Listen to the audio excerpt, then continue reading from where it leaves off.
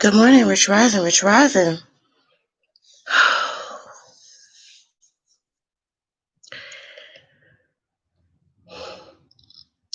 I know y'all been seeing what's going on YouTube. I don't know why YouTube is just so toxic, y'all. It almost make you just want to be like, I don't want to deal with nobody. I don't want to talk to nobody. I don't want to watch nobody videos. I don't want to comment on nobody videos.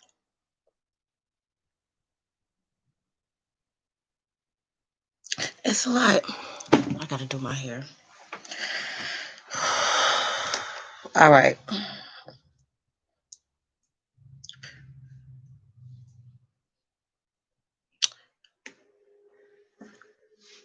I want to really make sure I'm careful. What is this on my whole face? I want to make sure I'm careful. Isn't that eczema? What's going on over here?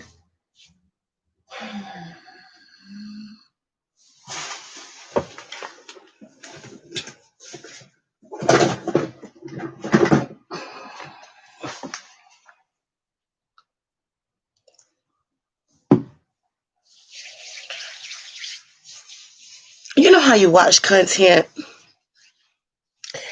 and then when you get done watching something, YouTube will recommend like another video. So yesterday, well, Monday is doctor day. So Monday is when I take my grandparents to the doctor, make sure they got all their medicine, grocery shopping, all that good stuff. So I was sitting in the car watching some videos because only one person could go in. And my granddad was going, into the doctor's appointments with my grandma. So I got recommended some videos, and I don't know. I don't know the name of the person who video that I was watching, but I did watch it. And then I got introduced to some other people because of that. And then last night, once I got home, because I was gone basically from like 9 until 6, I had a lot of stuff to do yesterday. My husband is making me downsize. Yeah, so I sold one of my cars yesterday, and so I had to, go deal with all that stuff, meeting the person, dealing with the title, all of that. And so when I got home, I was cleaning and getting ready to cook, and I was listening to a guy. I'm not sure what his name was, but he was saying that Lennon Unner had conceded and that he said he wasn't going to make any more videos about Umar and this, that, and the third. And Anti-Afro Spangalis was going to be very upset and she's going to, not donate to his channel anymore and this, that, and the third and the other. And they feel like she is spearheading this campaign against Umar. I've already stated my position on this woman. I don't have time to go back and forth with y'all in the comments. Just simply don't watch her content. Okay? Because all everybody ever say is all she does is make videos about Umar. But nobody has never said that in any of the videos she lied. So out of these, I heard somebody say she done made 2,000 videos. I don't know how many videos she done made. I don't know. But nobody has never accused her of lying in those videos. Is it a little bit obsessive? To some people, it is. But the facts are the facts. She has not told a lie yet that I can prove, that anybody else could prove. So is she on a little bit of the slight obsessive? Could be. Even my husband was telling me, like, bro, you put too much energy into this, like, why? Why are you being so, like, you need to do something else. You need to talk about something else because that's not going to work. But I'm hard-headed. And I don't listen. My position remains the same on the Umar Johnson situation. This nigga took my grandma money. So for that, I will never forgive him. You know what I'm saying? For that, I will continue to drag him. I don't know what he done with other people. I don't know anything about none of that stuff, but I just know the experience and how it indirectly affected me. Him scamming my grandma indirectly affected me. We still waiting on these testimonials. Haven't seen one. I know it's done been a good man. He asked for testimonials last year. Now I know it's only been like 11 or 12 days in a year, but he still asks for those testimonials. I still have yet to see one.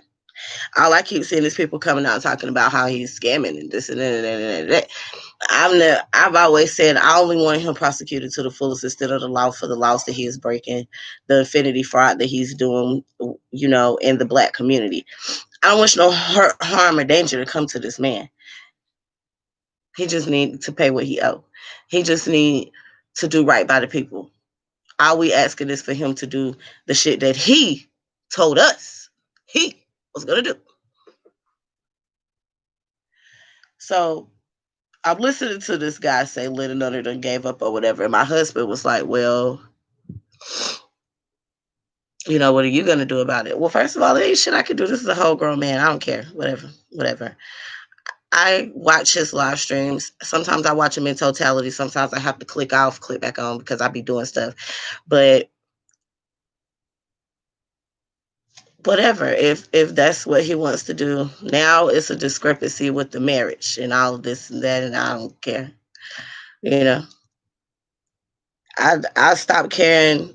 If y'all do not take this the wrong way, I really stopped caring about people marriage status when they let the elemental P's get married because everybody deserves to be miserable. Because most people who are married are miserable. And I don't have no problem with the LGBT community, but I call them elemental P's because my uncle can't stand it and his husband can't stand it. But I don't discriminate against no gay people. I have several gay people in my family. I don't love them no less. My little sister, she's like the wind. 1 week she's got a boyfriend, 1 week she got a girlfriend. So I don't judge anybody. But people are breaking down, he's not married. He's doing fraud, all that. I don't know. Whatever. The universe will deal with him if he is doing anything wrong. That's what I believe. I don't have to do nothing to nobody. The universe will take care of that. A lot of people are saying that they do recognize common law marriage. That's fine. The state recognizes. Let me tell you how Ebony feel about it, okay? Because this is me. If you don't have no piece of paper, and if you don't go to the state and you're not married, right? And something happens to your spouse, for instance, you get into a car wreck, you can't run up in the hospital and tell the hospital people, I'm his common law wife, let me in. That's not going to really work. It's not going to work. A lot of people say, oh, it's just paperwork, but paperwork matters. That's it. So I only recognize marriage for people who have went to the state and filed the necessary paperwork for it. That's my position. If he want to say that's his spiritual wife, they got all them kids together. I mean, I don't for a second doubt his love for her. People are against getting married. I have a brother who just do not want to get them been with the same girl since I was like in middle school and still won't marry her. They had 3 kids with her, still won't marry her. So some people just don't believe in marriage. To each is their own. I believe I only recognize state unions. My union is a state union. I have an official marriage license. Okay. I don't just wear a ring and say that, I'm married. The state recognizes my marriage. That's just what it is. If that's how he want to live, who are we to tell them? Because like I said, all of us know some people who stay in the hood, got 50, 11 kids, refuse to get married because the food stamps is popping, the Medicaid is free, and the hood housing is $10 a month. Amen. Hello? No? What's that? Girl, why is you yelling? Hold on. Shit. How you cut this line down? Girl, why is you yelling?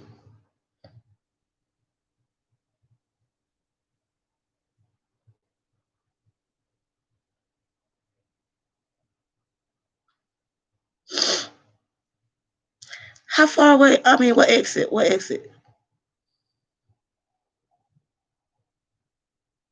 Have you got to the way station?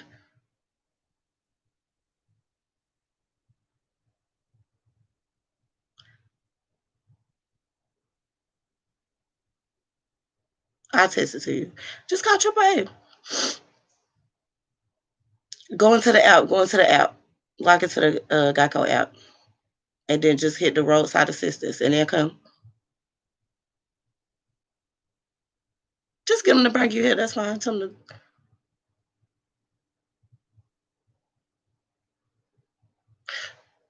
No, you can park it in the yard. That's fine. Oh. Okay, yeah. I'll send you the login information. Okay, bye. Excuse me, y'all. But yeah, I only recognize for myself. That's me. That's just me. Whatever. I don't care. Um, I just think that they. Here's the thing: there is a form of bullying that's happening in the Umar sector, right? And it's either you can only be on the left side or the right side. There's no in between. You have the if you are in the Umar Johnson sector, they make you pick a struggle. The people themselves, the viewers, make you choose a side. Are you with Umar or are you against him? There's no medium, there's no being neutral, there's none of that. Nobody cares about that. Either you fuck with him or you don't. Here's the thing though. It is some cult like behavior going on around here.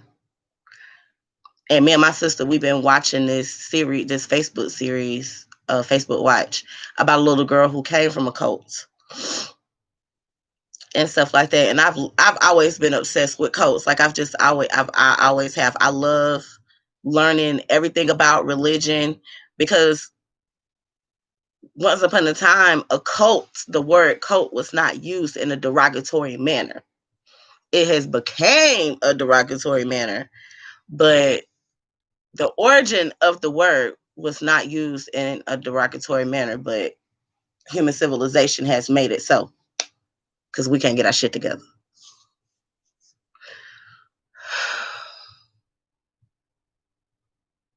Everybody running cults. that's really the only way I can say it. It's like if you have a follower, one, right, then whatever. But we're talking about people who got tens and thousands of followers who only entertain the negative stuff. Like they don't put nothing positive. It's nothing wrong with listening to this type of content, but when you consume nothing but this content, it's almost like it's an energy vampire. It sucks all the energy out. You don't want to do nothing. You just like, but you so obsessed, you still listening, but you ain't getting nothing done that you need to get done. Like you need to wash the dishes. You probably need to help your child with their homework, but you too busy in here listening to somebody drag Umar Johnson because you hate him that bad. Now, I've already said I don't like this man, but I'm not going to, spend all my waking time, obsessing and watching basically the same video, just everybody else talk about it because that's just what's really going on. It's draining. Like the amount of comment, like I really haven't even made a whole video just dragging this man in a while because I've been just getting myself together. But it's like the comment people are in the comments of other videos, just like talking some of this shit to me, and I'm like, bro, I'm not a scorn. Somebody was like, you a scorn lover. I've already explained to y'all. I've been with my husband for 15 years. Like, what do you mean a scorn lover? I'm only 30. I'm not, like I never came across this man in the flesh. I don't, know him from about Sirats. I'm just telling you the effects of his lies that it had on me. People are not process, people, process. And it's so frustrating. But for the fact is what I'm saying, that Umar Johnson didn't be out here telling lies. A lot of people wouldn't have went through some of the trauma that they went through with their kids. Because he out here claim, I'm going to make them better. They're going to, So the people who has waited on Umar Johnson to open up this school so that they can truly get their child some help, because they done tried to get help other places and nobody wanted to truly help their child. It's just the biggest letdown ever. Like the disappointment of it all.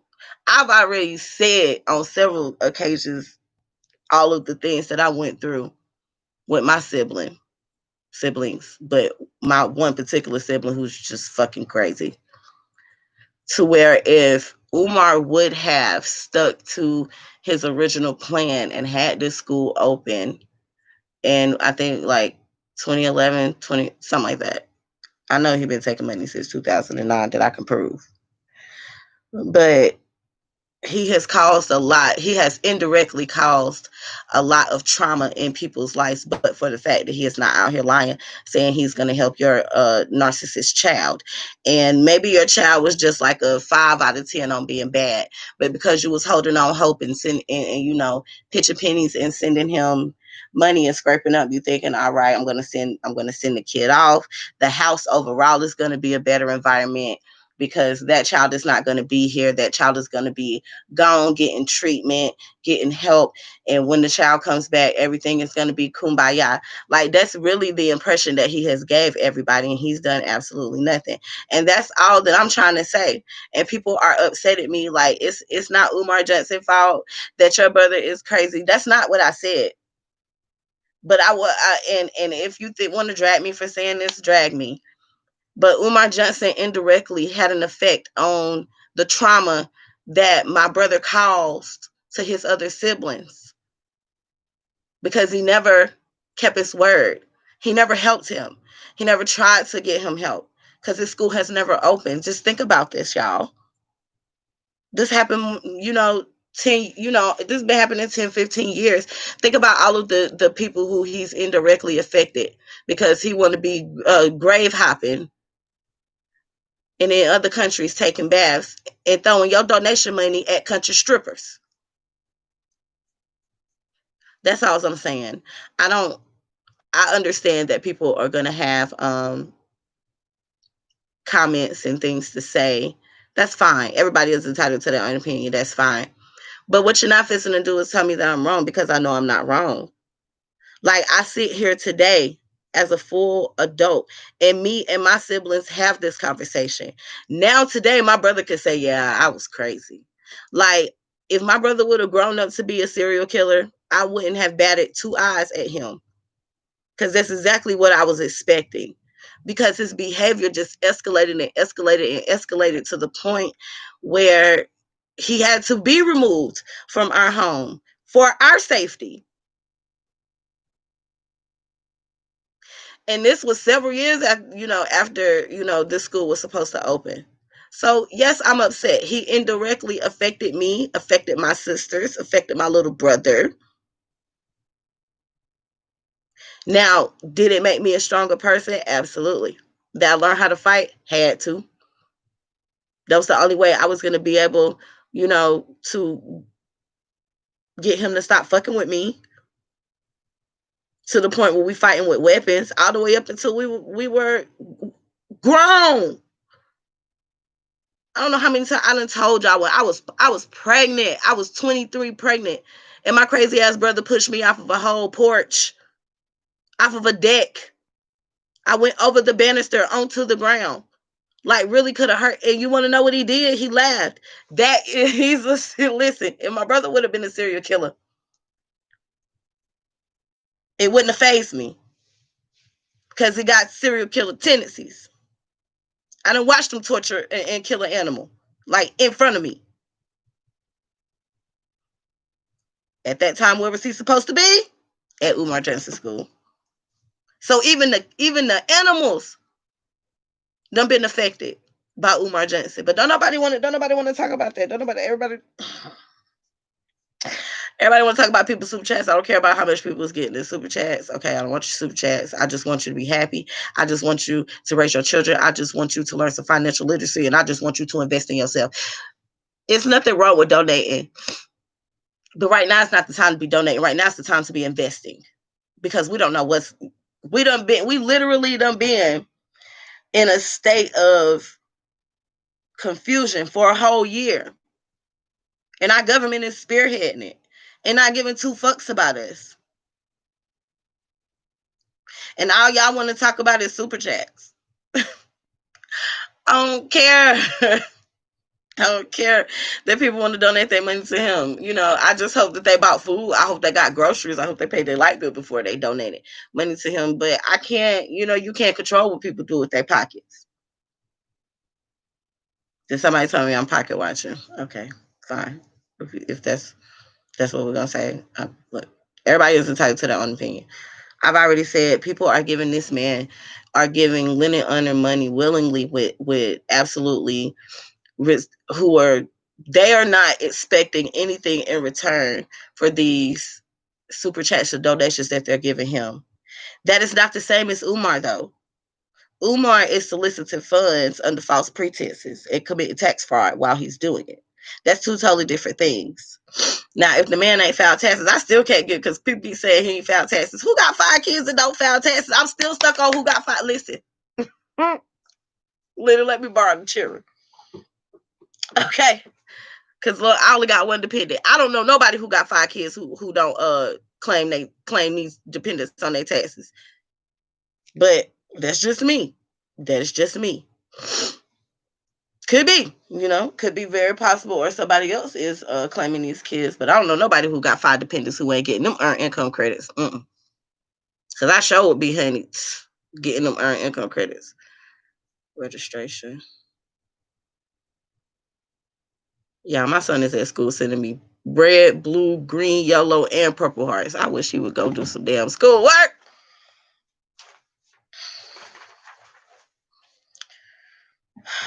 People just don't lost focus of the purpose of it, I guess. I don't know.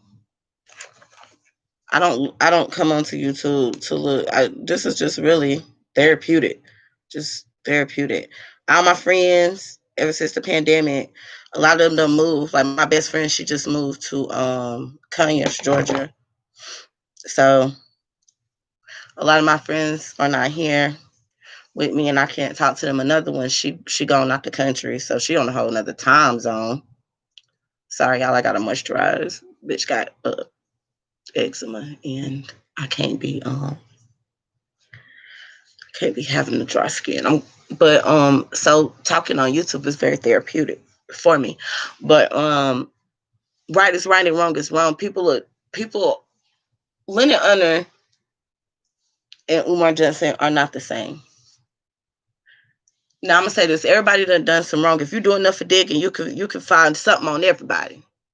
That's just the reality of the situation, especially if you are, taking time and paying for background records. It's all kind of stuff that you can find on people. But are we not supposed to judge for what people have done in the past? Like, is that even right of us to be doing that? Because if you follow the Lord, he tells you no.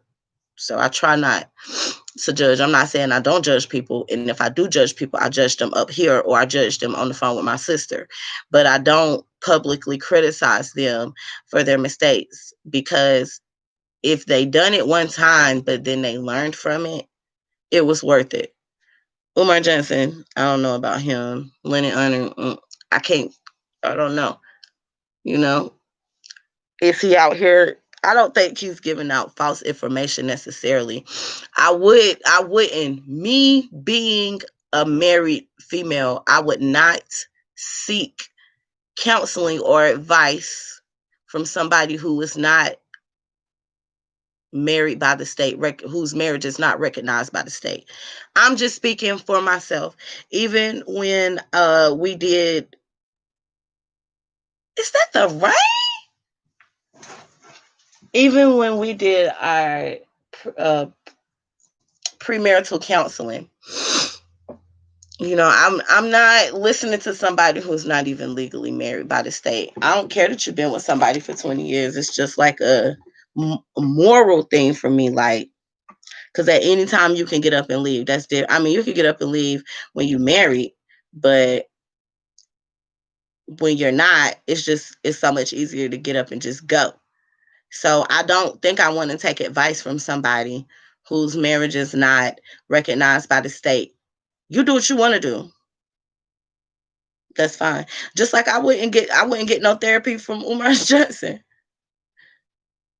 And if I'm not mistaken, Umar Johnson is out here saying that he's gonna help your marriage too. How? The only thing you're gonna do is break up marriages because your ass gonna be withdrawing money every month on the auto pay from people bank accounts, and they spouse trying to figure out what the fuck is going on. Because my husband watched the account statements like a hawk. I didn't had to get creative with, if I were to go shopping and I can't use his money. Like, let me elaborate because that didn't sound good. Okay. For instance, I wanted 2 pairs of Uggs for Christmas. Well, he was like, I'm only buying one. Why? I wanted two. So he did buy me 1 pair, but I bought the other one. My dumb ass charged it to our joint account.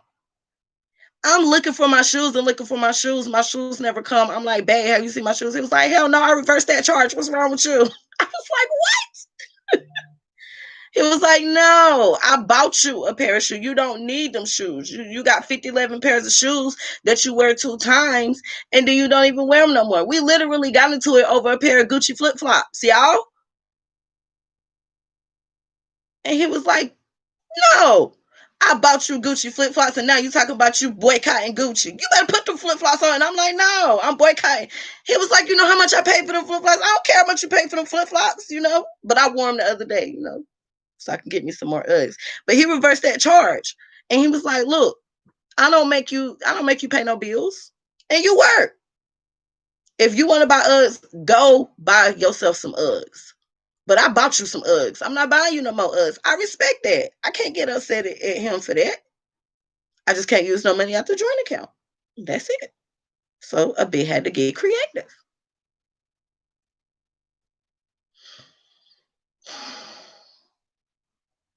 It's just really sad to see like all of the madness that's going on.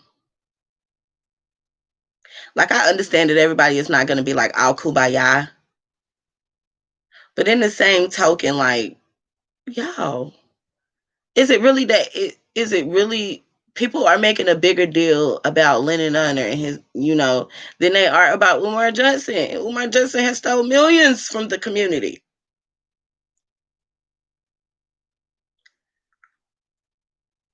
But watching all of this go down and ducking from the bushes has definitely taught me a lot about being a content creator. Because y'all know I love to say I am not a YouTuber. I am clearly not a YouTuber because I would have been cussed everybody out if this was real life. And people are totally different on the internet than they are in real life. That's what people need to understand too. But it's just like people put so much energy into this, into pick a side.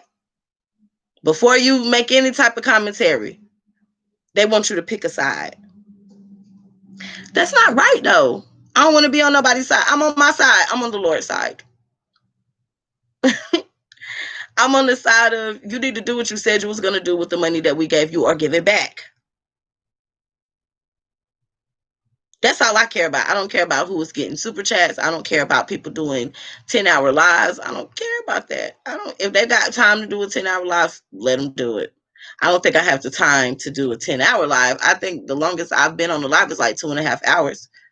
And that was the other night because I was getting wasted with my sister. Otherwise it's not really that long.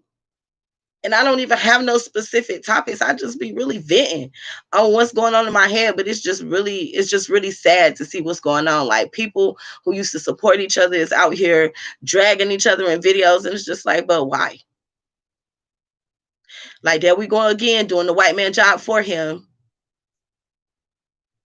tearing up our own community for them, killing each other for them.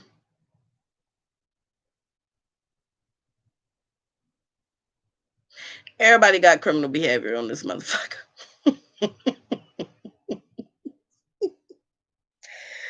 Everybody got just a little touch of crazy. But it's the middle of a pandemic, and I do understand people are at home. They're not working. So they don't have nothing but time, and especially if your kids are in school instead of doing the homeschool. So you basically home. I'm like every morning I get up at 4 a.m. I do my prayer, I do my meditation, I do my devotion to the Lord. If it's something that needs to be picked up, I pick up, I clean up. At 7, I wake my son up for school. After I cook them breakfast, I feed my child and my husband before they go off to school and go off to work. And then I just do things around the house. Right now I'm playing in my garden. I got to rearrange some stuff, but not today. It's raining. I'm tired. People definitely have a lot more time on their hands than they would have. But please invest some of that energy into yourself instead of just out here arguing with people, yelling on panels and getting blocked and da da da da. And the poor poetic Flacco. Somebody was talking about people was picking on him because he stuttered. I've already said I live in a family where the men on on the side of the family, they stutter, but they only stutter when they lie. So for a long time, I thought that somebody who stutters is lying. He may just really have a slight speech impediment. Does that make him stupid? Does that make him dumb? No, he's very poetic. His name definitely reflects how he is, the energy that he exudes. But I think that he would be better as an activist. I don't, I think that has the potential to do so much more than to just be on Max V Live panel arguing with people who are in different countries. Just saying. Like, sir, you can really change some stuff because his passion is like no other. He has just been led astray. That's all. He done been led astray. But he definitely, I see the potential. Sir, if you don't see it yourself, you could be an activist, okay? But you got to get your shit together, Poetic Flacco. And if people are picking on you stuttering, you probably done stuttered your whole life. Shouldn't you be used to people saying, listen, my little boy is 6, so he be like, can, and then he'll just like literally bust out laughing at himself, like, I just be stuttering. Like, that's really, like, but we've taught him to embrace that. Like, do not be embarrassed, just slow down, get your thoughts together, get your words together, and then, slowly talk. But we've already explained to our son, it's going to be people who are going to pick on you. So you need to be able to know how to pick on yourself and deal with it. Because kids are cruel. People are cruel. Humans are cruel in general. But just because the man stutter don't make him stupid. He be having very valid points. It's just the fuckery that he followed up with that you just be like, damn. Just like Umar. Umar is not all bad. He do have legitimate points. The problem is he just go off on a tangent, and then he just takes stuff left field, and then all of a sudden he asks you for your grit money. Like, he be all over the place. He got to focus. Y'all need to focus. If y'all need to start writing scripts to stay on key, then just do it. Then just take the time out and write the script to stay on key, because everybody have some talent. It's not like it's a whole bunch of people out here just talentless. Their perspectives are great, their point of view, their commentary is good, but you out here with these Kool-Aid drinkers who are gaslighting you, and it's backfiring on you. And instead of you making progress, you backtracking, you losing. Everybody got toxic followers. It's okay to let your followers know that they toxic. If anybody, look, I see all y'all in the chat. You think I'll be seeing y'all in the chats? And if you come in my chat, I'll tell you I send you a so and so video. Your ass is so and so and so and so. It's nothing wrong with that. I'm a very honest person.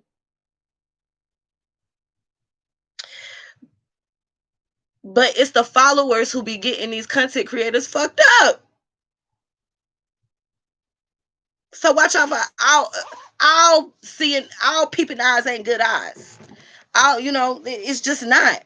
I keep saying that. If you got a million views, you can have a million views, but if you got people down in the comment section on some let's go start a riot type of shit to inflict some harm and be domestic terrorists, that's really not good. Like, that's not a good look.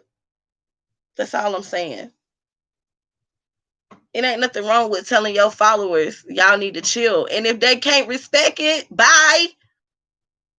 I promise you will grow more because more people will respect you for letting them know I'm not entertaining that bullshit. I'll let you know quick. Nope. If I believe somebody is a scam or if I believe somebody did something wrong, I will say what I have to say and I keep it moving. You're going to have to prove, you're going to have to show me some proof. Because all I do is watch 48 Hours Hard Evidence and all that stuff and Deadly Women. I need receipts. I need proof.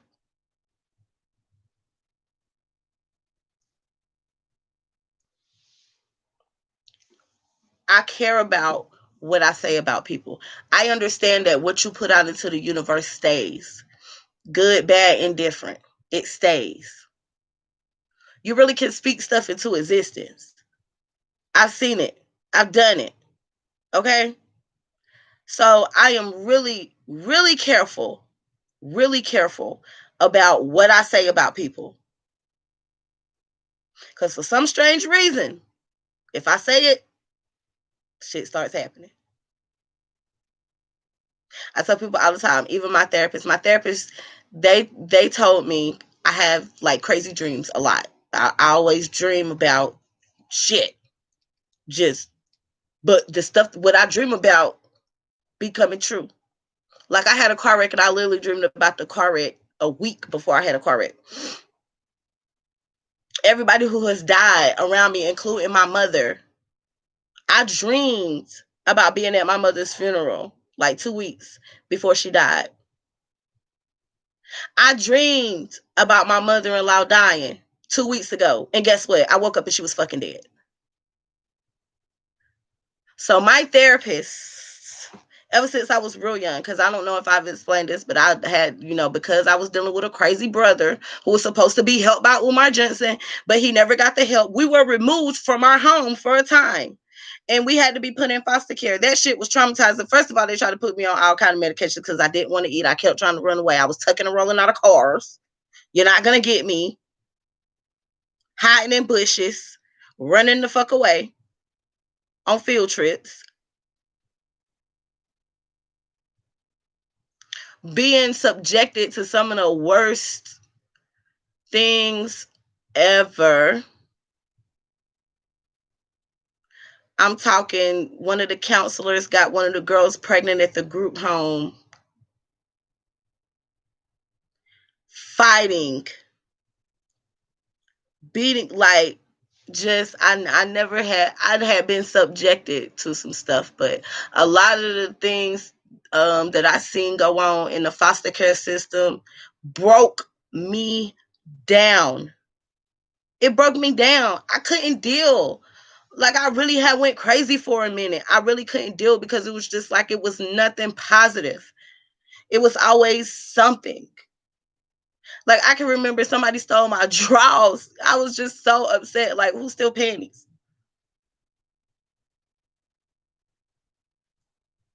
Like I literally got into a fight over a fucking popsicle, people. One girl bleached my clothes because she didn't get anything for Christmas. And some of my family members got me stuff for Christmas. And she bleached my clothes.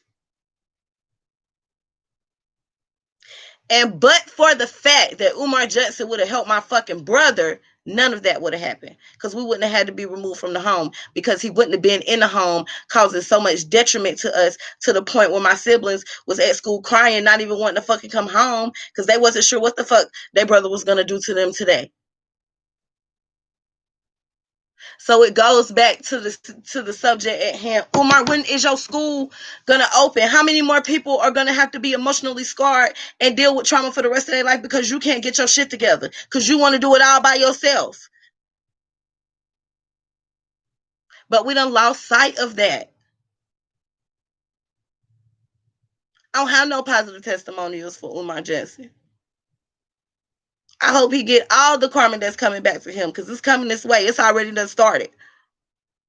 But y'all done lost sight of what's really happening, what we really supposed to be doing out here. Exposing this man for literally creating narcissists in the world.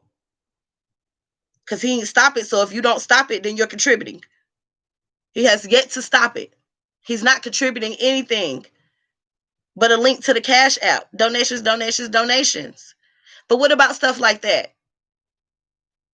How many more people have went through situations like that who are not willing to say, my life is a little bit fucked up? And my husband was like, baby, you just think too deep. But the truth is the truth.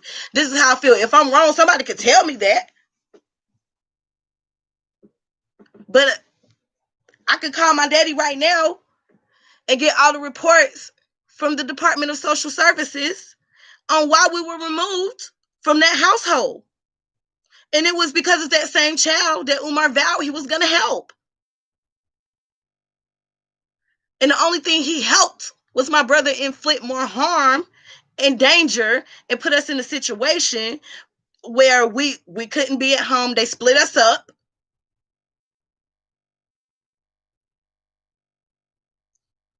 So we living with strangers. We having to fight every night just to be able to sleep peacefully. Not knowing if you wake up, is some of your hair going to be cut? Because it happened to me. Oh, your hair is so pretty. Oh, it's down your back. Oh, I wish I had hair like that. And then I woke up to hair right fucking here. Come on, man. Don't nobody want to hear that, though. Don't nobody want to hear the true amount of damage that this man has really done to his community and to the children in the Black community and to the parents in the Black community. This is the type of stuff that we need to be talking about. Because it's still happening today. I can guarantee you that. Trust me, you. And we're in the middle of a whole pandemic. I know it's happening at a greater risk than it is now because some of these kids aren't even going to school. So they can't go and tell the counselor what's going on, or they don't see other kids to talk to other kids, and then the teacher overhear the other kids talking about it in the school, getting involved. So just think about all of the abusive stuff that's not being reported that's happening right now. Off the hands of the very children who he said he was going to help and fix. But y'all don't want to pay attention. It's just real sad out here in 2021. I never thought I would see today. I never thought I would see today where people would tell me, oh, you're wrong. What you say about Umar Johnson is a lie. How are you going to tell? Listen, you cannot tell me that what I went through, the experiences that I went through is a lie. They're my experiences. How the fuck do you know? Who would lie about stuff like that? Like, oh, I think today I'm going to get up and I'm just going to fabricate a whole story to make people feel sorry. I don't want nobody to feel sorry for me. I'm good. Going through all of that made me who I am today. As a matter of fact, me and my husband was talking about it. He was like, well, baby, if you wouldn't have went through all the stuff that you went through when you were younger, you wouldn't be as strong as you are today. Absolutely. Absolutely. Hands down, he's right. But somebody got to say something. We got people saying it's something about everything else except for the matter at hand. This man has done way more harm than good to the community. I don't care what none of y'all say. Prove it to me. Because we still ain't seen nobody do no testimonial. And I'm sitting here telling you all of the things that happened to me when I was younger, up until my adult life, up until I was able to get the fuck out of that house with them fucking people.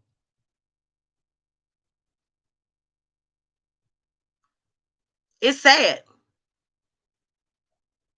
But nobody wants to talk about that. That's fine. I don't know. I just feel like we don't. Everybody has been led astray. Everybody has been led astray. Y'all is worried about the wrong things. What we need to be doing is reaching out and finding more of these families who have been traumatized by Umar Johnson, by Umar Johnson's lies and broken promises on kids he was supposed to fix, but before the school opened, the kid set the house on fire. Or but before the school opened, the kid ran up in the bank, shot the bank up, and tried to rob the bank and got killed. Let's talk about all of the situations that he created because his non-existent school never opened. He never helped anybody but himself. And a country stripper. He don't even help his own kids. Why are we not talking about this?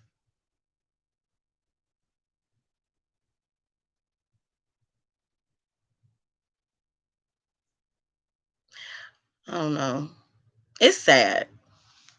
It's really sad in 2021. Umar, I hope your little school open. Okay, it ain't, but you know, these are the type of things that I think about now. How many people have he quote unquote said he was going to help, and then these people turned into serial killers or rapists or killers, criminals in jail for robbing and stealing.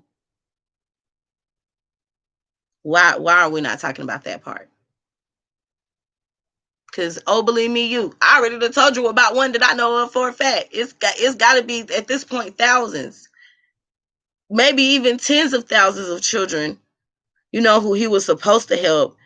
It's supposed to lead down the right path, but their parents waited and waited and waited until their children shot them in their sleep.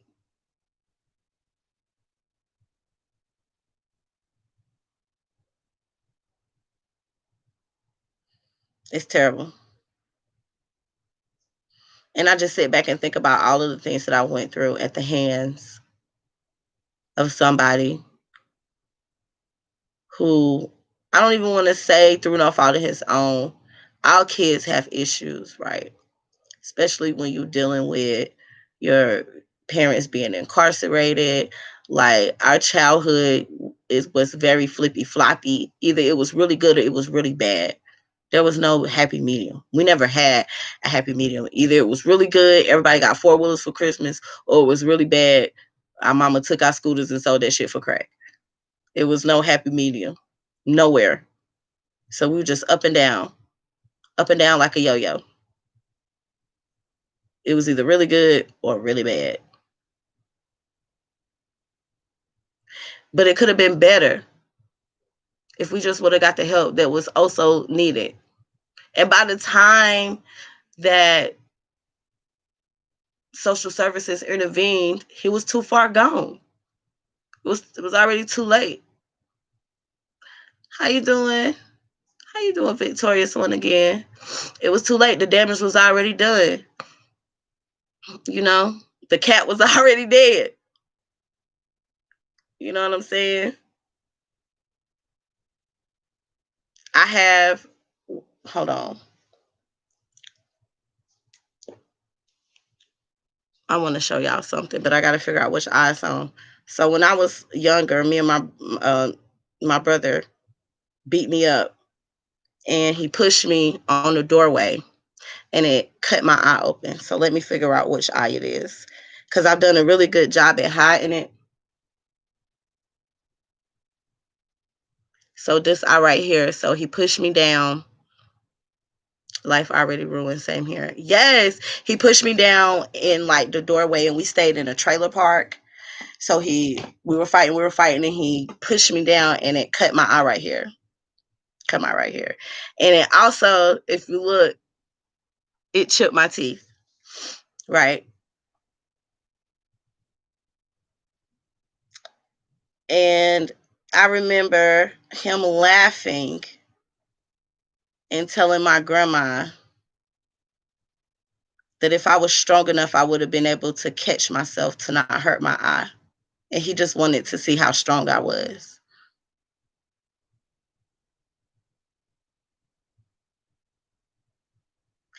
And I can't even remember, because we had to go to the hospital. Like, my family members telling me to lie because the police came. My family members was telling me, oh, just tell them that you tripped and you fell, whatever. Like, protect him. They made me protect him, my own abuser. Just think about that for a minute. Even though they knew he did it, they still was like, no, you gotta, because these people, we don't want these people all up in our business. And what do you do when you young and you got your whole family telling you, oh, it was just an accident? But the look in his eye, like the eyes don't lie. The look in his eye, he was fucking serious. Like, this is just some of the stuff that I was subjected to. Scars I can't get rid of.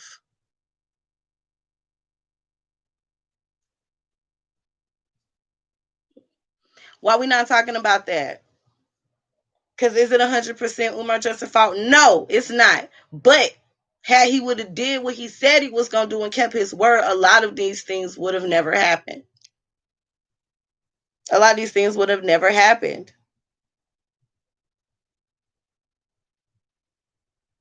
So just go back to, and then I had to sit back because I remember when I was going through that, like, I broke a therapist, y'all. My therapist referred me to another therapist. This is how fucked up shit gets.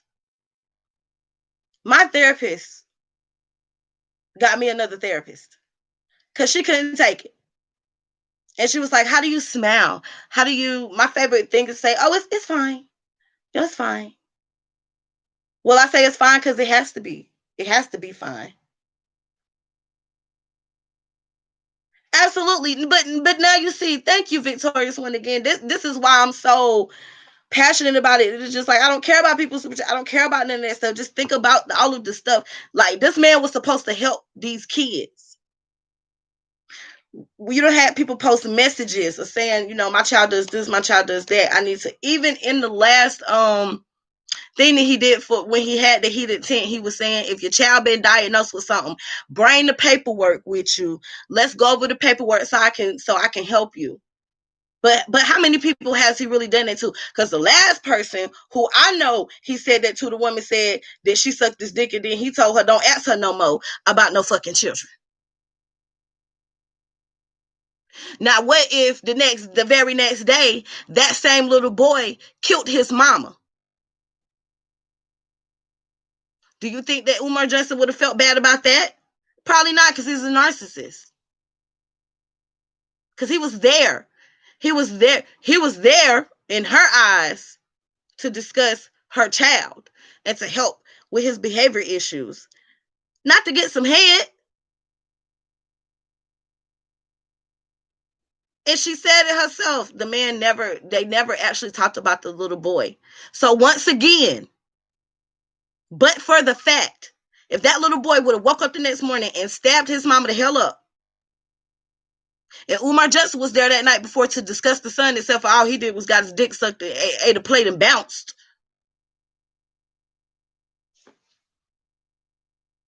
So I don't care about people dragging me in no comment section. You're not finna tell me the life that I've lived. Okay? Yeah, exactly. She probably getting her ass whooped by that child right now still if he ain't in jail somewhere. And I'm not saying that all kids who got behavioral issues are in jail, but most of them are, or either they dead or missing on a poster.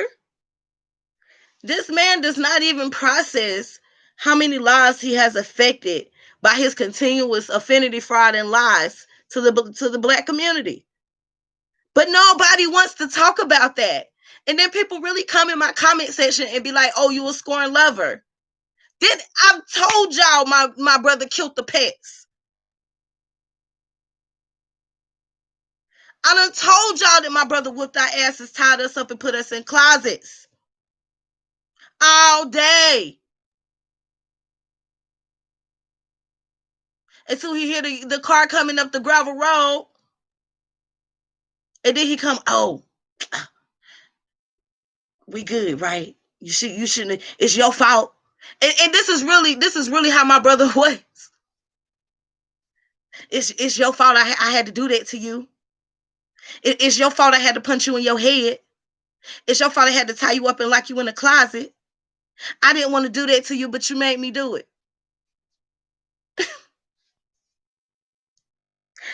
I'm a grown ass adult and I'm still traumatized to the point where my son don't go over his uncle's house. If his uncle want to see him, he got to come over here. I don't leave my child alone with him because I know what he is capable of doing, especially when he gets upset. I know what he is capable of doing. So it's just like, why won't nobody talk about that? All of the people who have been traumatized because Umar Johnson out here paying strippers with the money and fucking the money up. So I don't care if you come in my comment section and try to tell me that I'm lying. These stories are so terrible. Who can make it up? And the fact that it took me so long to even be comfortable with talking about my pain, the things that I have been through, but these things help mold and shape me to become the person that I am today. But the shit is still painful to think about. Like,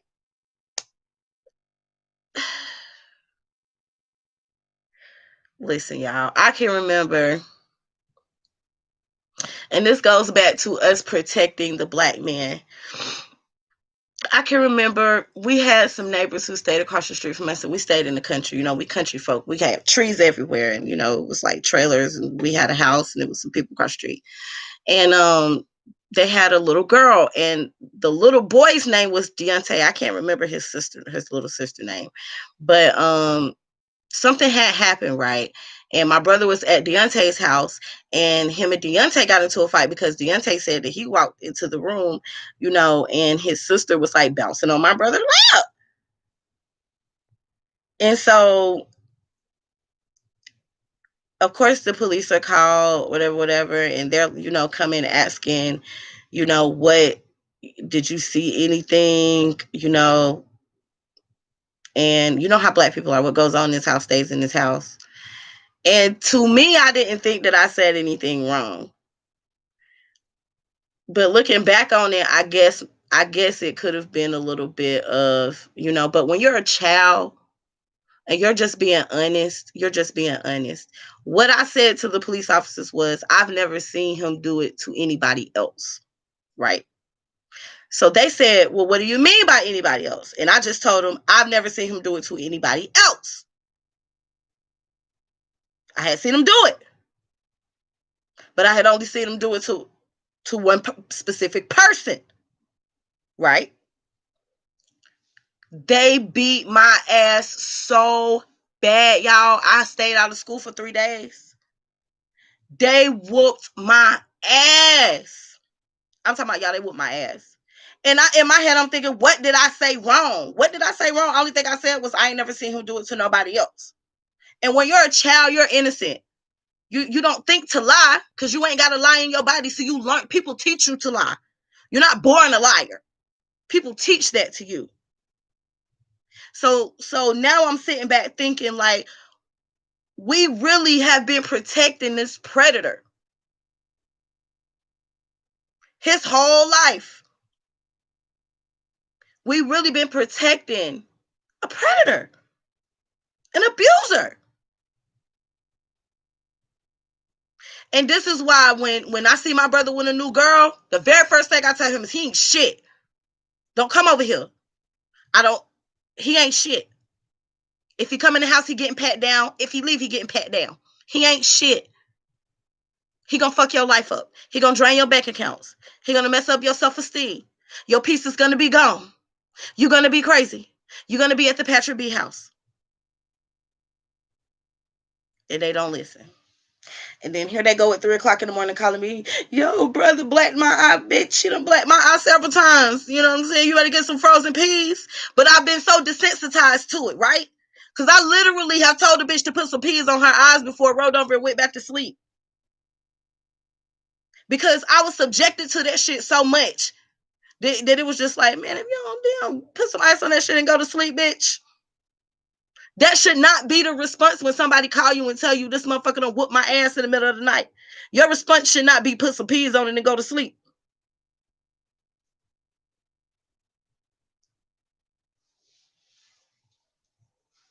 We teach our children, especially in the black community, to protect the black man at all costs, right?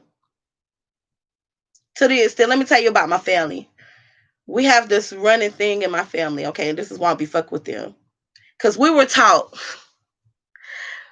you can take all kind of bullshit from a man, but you don't take no shit from no woman. You can put up with all type of stupid shit from a man, but you can't do that with a woman. You whoop that woman ass, but a man, oh, you gotta let him slide. Girl, I messed around and told these people they was beating us with cords, and they left us there with that motherfucker. Bitch, bitch. Woo, girl, I almost kicked the laptop down. Listen, period. As soon as all of the grown-ups was gone, my brother wanted to play fucking mama and daddy. He wanted to hunch on some motherfucking body. He wanted to touch on some motherfucking titties.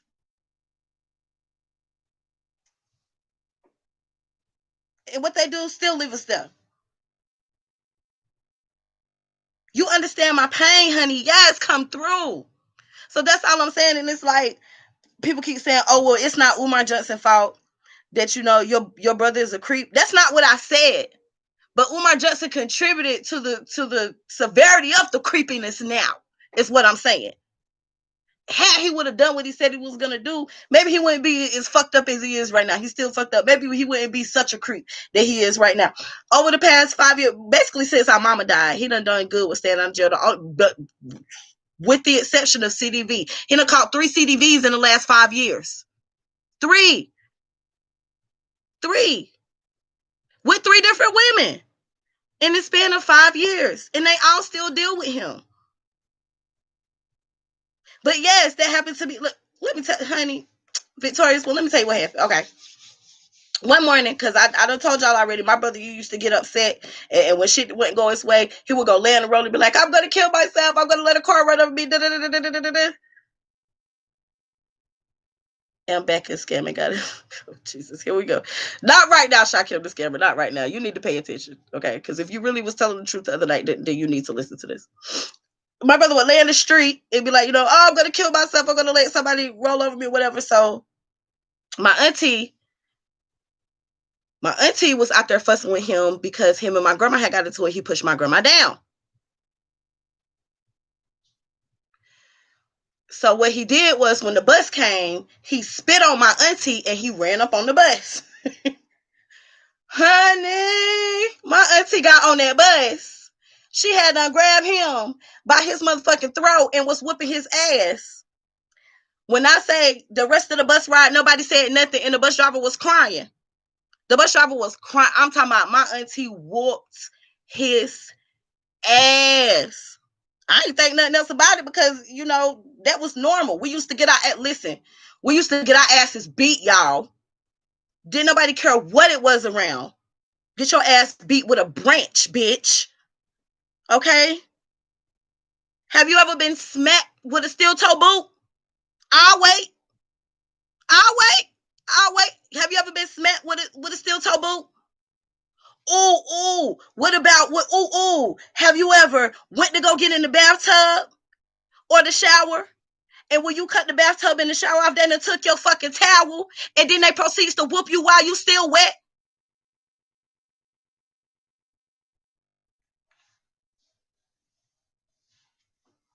Let that sizzle in your motherfucking spirit. Okay, I'm just telling you what I'm coming from. That's why I don't believe in beating on my child. I don't whoop my child. For what? For what? I'm not beating on him. I'm gonna beat on my whole life. I'm not beating on my child to suffice other people. We still out here beating on our kids like they slaves. I don't do that. I talk to my son. I let him know I'm disappointed. I take cell phones. I change Wi-Fi codes, but I don't put my hands on my child because I done been beat with all kind of shit. Your brother nuts and you nuts also. I'm only crazy because he made me be crazy. You have to be, when you subject it to torture, because that's torture. When you subject it to torture like that, you have to get something about yourself, or else sink or swim. It's, what's it called, fight or flight. What you gonna do? Because I got tired of him whipping up on my ass. I got tired of having to go to school and lie about my bruises. I got tired of all of that shit. I'm not protecting you no more. Please don't ask me what happened because I'm going to let you know. In great detail. Down to the socks and the drawers that he had on. To the look at his eye when he was beating the fuck out of me and bashing my fucking head in. I had concussions. Bitch, I ain't played a sport. Ain't played a sport ever. I done had 2 concussions though. My brother pushed me off of a 4-wheeler. We had 4-wheelers. My brother pushed me off of a 4-wheeler while we was going downhill, y'all. Only by the I landed on the what you call it, a stump. Like sideways. I landed on the stump over here. If you know, like, and this is another thing that I always feel self-conscious about. So, and me and my husband talk about this. My hair edges are thin on this side, but it's because I hit the tree stump and it scraped. It scraped me like right here for a long time. I ain't had no hair whatsoever right here. Like you see this is no matter what. I'm never like it's not gonna grow back.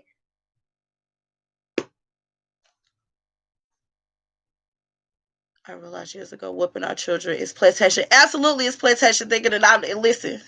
I'm not going for it. And if I catch you trying to put your hands on my child, you going to the upper room. Because I don't play about mine. I'm not beating the fuck out of my child. It did nothing for me. That did absolutely nothing for me. It made me hate. It made me hate my family that they used to whoop on me and beat on us like that. It made me hate them. It really did. Like to this day, I still have a deep-seated hatred just for my family members who, condones that beating on your kids type of stuff, that plantation thinking, like you said. People is out here really living with trauma. Just because somebody smile every day and try to be all kumbaya with people don't mean they ain't been through stuff. Everybody go through something. I just so happened to go through my childhood, and what I had to realize was I had no control over that. I had no control over my childhood, but I have been beat. I have been bruised. I have scars that I cannot never get rid of. Memories. I go to sleep and I dream about the shit happening all over again. It's just so traumatizing. Listen, I cut my family off. Let me see, what is it? 2015, it had to be 2016 when them bitches decided they wanted to call DSS on me. All my cousins, we got into a fight, y'all. Okay, we got into a slight disagreement. All right. One of them was real salty about it.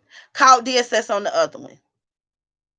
So in retaliation, the other one called DSS on the other one. When it was all said and done, it was about 6 or 7 of us with DSS cases, and I was the only one. I was the only one who case was closed within a week.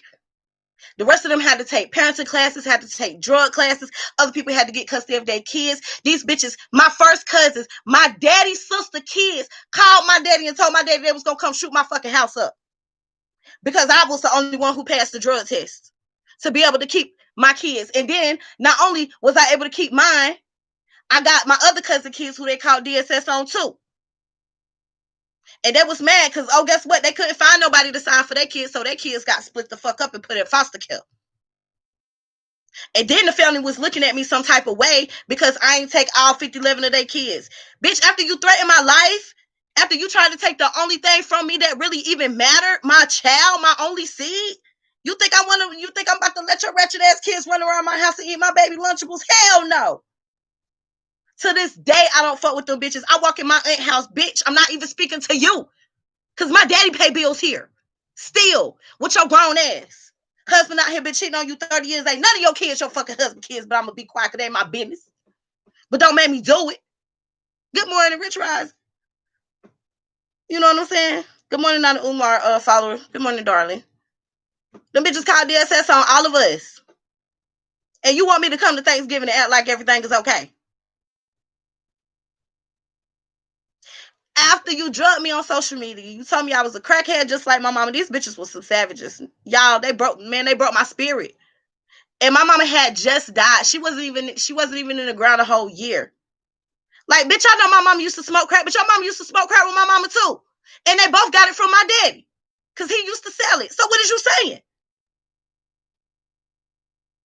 Your mama out here writing bad checks, but I'm a digress. You need a drink right now. No, it's too early in the morning, and I got really drunk last night, y'all. It's too early in the morning. I'm waiting on somebody to come. I'm waiting on the delivery for my grandmother, so I don't want to be like super drunk. I get all of her medical equipment delivered to my house, and then I take it to her house because I don't want nobody giving my grandma COVID because she's 74. So I'm waiting on I think it's Lynn Care to come and bring like her oxygen tanks and stuff like that. It's way too early. Listen, but for the fact that those people was cut out, look, it's never too early for a drink. Okay, I love me a drink. I'm supposed to be juicing, but I failed miserably. I felt so miserable at it. But yeah, y'all should have seen Christmas. Christmas was so awkward, and it was already like Christmas. This last year overall was bad because I ended up losing my mother-in-law, right? But I went over there to get my son Christmas gifts. Now every year I go over there because my dad has his you call those things tiny homes, and he built a tiny home in my auntie backyard, and he rents his house out for income because he's out of town all the time. All he does is work. So I went over to my dad's to pick up my son Christmas presents. Every year my auntie buy my son Christmas presents, right? I never open them. I always leave them over there. I never take them. I don't accept nothing from those people. I don't accept nothing from those people. First of all, these people got roaches in their car. Okay. Second of all, your husband is a pedophile. I always want somebody to sit on his lap. I always want a hug on you, touch your side boob. I don't want nothing from y'all.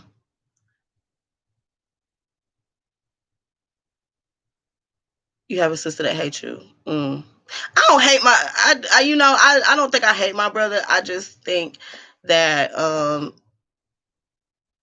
okay, yeah, I low key hate him a little bit, but I do love him. She smoked this morning. I bet high as. No, I can't see. I can't see without my glasses on. If I put my glasses on, I'll be able to see. No, I haven't smoked nothing but a Newport. I keep trying to tell y'all I don't smoke. I don't smoke.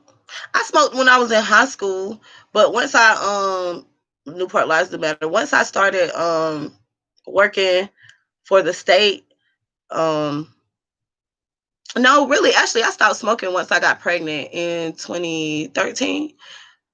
I smoked a little bit, like when my mama died, I a bitch relapsed, but other than that, I be high for life. I keep telling y'all, my grandma, she was part Korean, so like the eyes, my dad, sometimes it don't even look like his eyes be open sometimes. It really don't. But I don't miss smoking weed at all. Although I did, my brother did. I'm not gonna say that I have been high. Let me tell you, you probably would have snapped by now if I did. my my brother have card games at his house on the weekends, and so sometimes I go to the card games. Well, our other brothers was over there, and they had pizza, so I ate some of the pizza, and one of the pizza had mushrooms on it, and I love mushrooms. I love mushrooms. I love mushrooms and peppers, and it was like one of those supreme pizzas. So I ate like 3 slices. Well, they was like shrooms. They was shrooms. They wasn't mushrooms that you buy from the store. They were shrooms. My little brother had put the shrooms on the pizza. Y'all, I was in that bitch tripping. I ended up having to buy my brother a whole nother TV. Like I was smacking the TV because the TV, man, listen. I didn't know what happened. I was like, y'all poisoned me. I was seeing all kind of stuff. Oh my God. Everybody's eyes was like swirly motion. It was a lot going on. So drugs are not for me. Like I'm not built for drugs. If anything, I would smoke some weed. I used to smoke weed, but I don't do drugs because that shit had me fucked up. Okay. And I literally had to buy my brother a TV because I was smacking the TV and then the TV just boom, I pushed the TV over, but I was just trying to catch the colors. They were so pretty.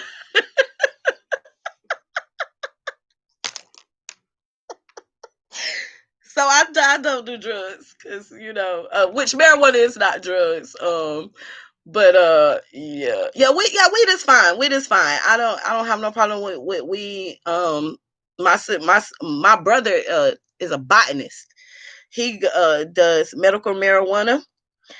He went to school in Kansas, and then he went out to California. And actually, when my mom had cancer, he helped get her into the studies for the medical marijuana. And so my mother was actually a part of the studies to see how the medical marijuana affected cancer. And it really did help her out a lot. She used to be like high all the time. And the fact that the state was paying for her to get high, that was even better because she was like a reformed addict. But you know, people relapse. Over the years, she had relapsed a few times.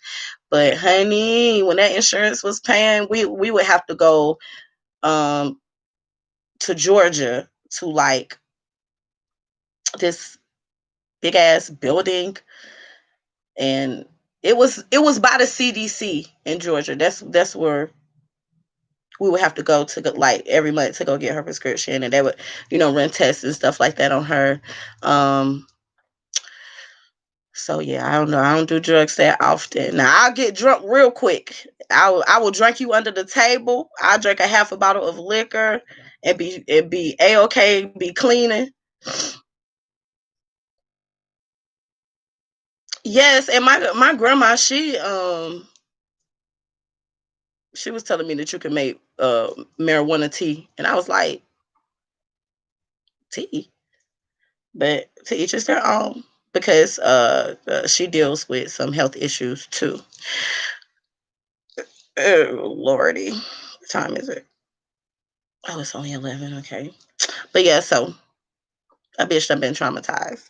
But yeah, so when Christmas, we went to my dad's to go get my son Christmas gifts, and I left his gifts under the table, and I don't know if she was drunk or what, but she was just like, I'm sick of this. Why don't you like us? Why don't you want to deal with us? And I'm looking at her, and I'm looking at my daddy, and my daddy's shaking his head no, and I'm just like, I gotta go, auntie.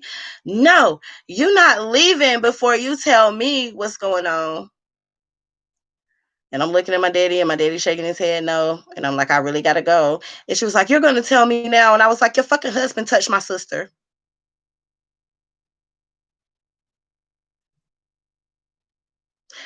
That bitch scooted out the way so quick.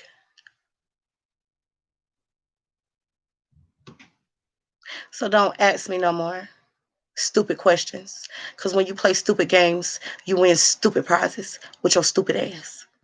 You been knew your husband was a predator, and you did nothing. In fact, my auntie was the auntie where everybody would drop their kids off at her house for the weekend so they could go party, not knowing what they were really doing to their children. Because what they was doing was dropping their kids off to a predator. And my auntie was out partying with them, so she wasn't there. She always used to say, oh, he just a homebody. You ain't never wondered why he always want to be at home alone with the girls? Let me tell you how crazy this is. He would make the boys sleep outside on the trampoline. Only the girls could sleep in the house. Now they would be able to come back into the house in the morning, but the boys always slept outside on the trampoline. And what baffled me was nobody ever questioned him about it. Nobody never asked why. Nobody never asked why are you making the boys sleep outside on the trampoline and only letting the girls stay in the house? Nobody thought to ask that question until one day my sister flipped the fuck out and grabbed me and said, bitch, we is out of this motherfucker. They got us fucked up at like 2 o'clock in the morning. I was the auntie that kept the kids every weekend. I stayed single through my 20s to protect them. Thank you. And this is the thing. I appreciate you because I'm the auntie that'll keep the kids, right? I'm the auntie that'll keep the kids. They can't spend the night though. They got to take their asses home, okay? Because my son, every time all my nieces and nephews is over here, all my son says, "Mommy, they keep eating out my lunchables." He be loving them Lunchables. He be like, they be eating all my Lunchables. I gotta go find a lighter, so I'm gonna take y'all with me because ain't nobody here anyway. Um, and I party at home. I love to party, but it only took one time for me to be out in public to embarrass myself to say I'm not gonna party that hard anymore out and about. So I party hard at home. So the kids are always with me. I'm the auntie that lets them do the makeup. I'm the auntie that basically lets them do whatever they want to do, right?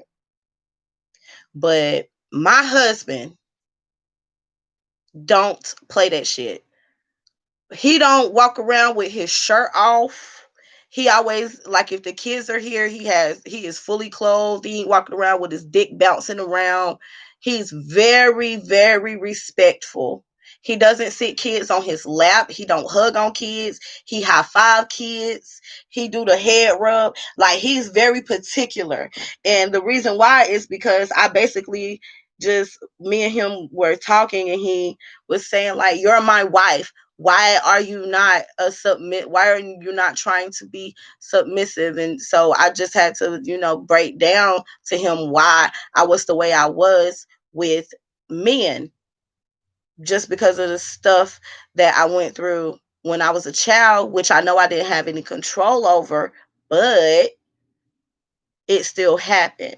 So he listens, like, he really listens. So he makes it a point to always be ducked off. Like, he'll take the boys, and they'll leave.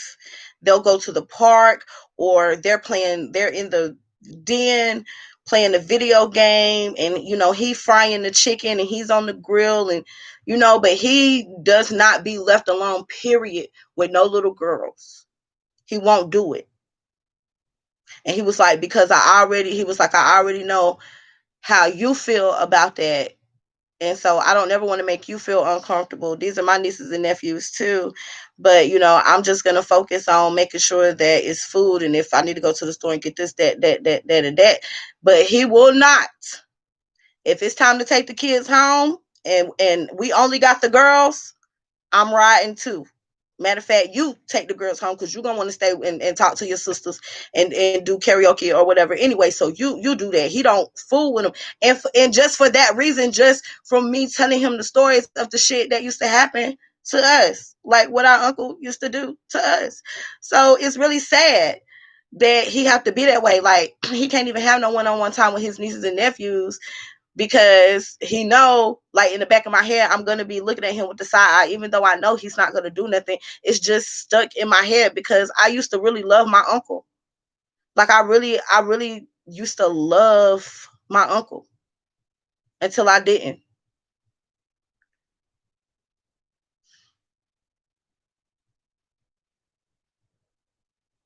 Yes, okay, and even like before we got married, when we was just going together, I had to coerce my husband into spending the night. He would be like, no, no, no, no shacking up. And his mama was real strict. Like, I remember even when I was pregnant, um, we slept in two separate beds. Like, if I was to stay over his house, because he was still staying with his mom, we would sleep in two separate beds. She did not play that. If you want to procreate at your own house. So I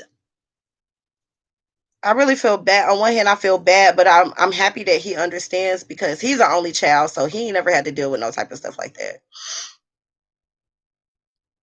But he see how bad it traumatized me to the point where even if I'm out in public and I see a man with two or three girls, I give him the side eye.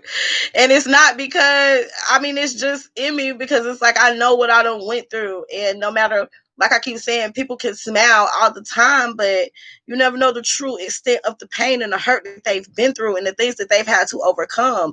So you come into my comment section telling me that I'm a scorn lover of Umar Johnson is just hilarious to me.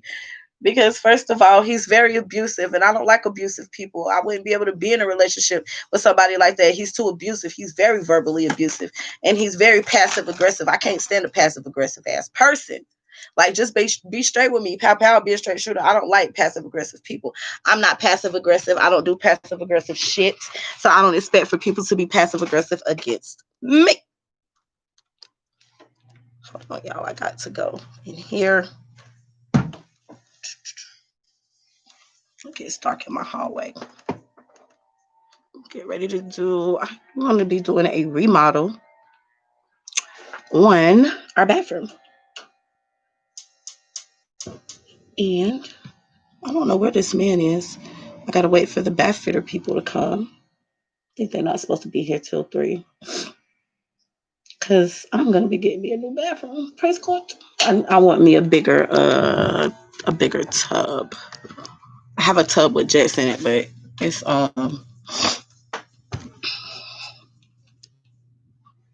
kind of old. And I want a black tub. I know it sounds crazy. Yes, I said a black tub. Where my spray bottles go? I probably can retwist my hair while I'm sitting here talking to y'all. But yeah, so that childhood trauma, that shit ain't no joke. But with my Justin, you was out here contributing to the childhood trauma. Where's my other laptop?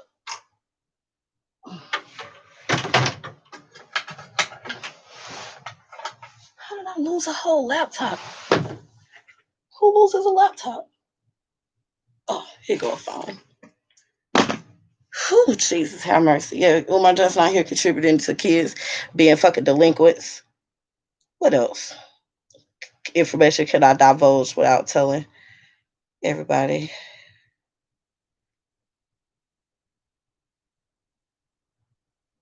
What? Read this before you take another drive. Read what before I take another drive? I don't know what they're talking about. I hope it don't snow. They keep trying to say it's gonna snow. I love snow, but when it snows, the kids is out of school, and then I be in here losing my mind because my little boy don't listen, and he be trying to play. The other we stepped across the street from a farm the other day.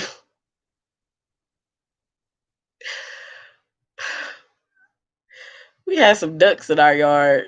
He tried to catch the duck, Lord Jesus. I'm like, come on, bro. Then the cows got out. So the cows was all in the road, shitting everywhere.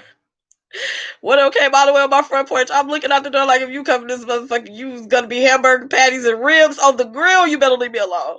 But I believe that the college here, Clemson University, they do stuff to those animals because they got like chickens and cows and stuff like that. And then I didn't know this. So I literally live less than a mile away from an experimental forest. And I'm just trying to figure out, what does that mean? The fuck does that mean? What do you mean an experimental forest? Like, are they letting bodies decay out there? Like, what's so experimental about it? I always wondered, but nobody never tell you that. But I just be thinking about that shit. Because we have these little bugs, they're called stink bugs. And I always have, like, they come in this summertime. They like to get on like your windowsill and stuff like that. My sister lives 7 miles away. She's never seen one of these bugs a day in her life.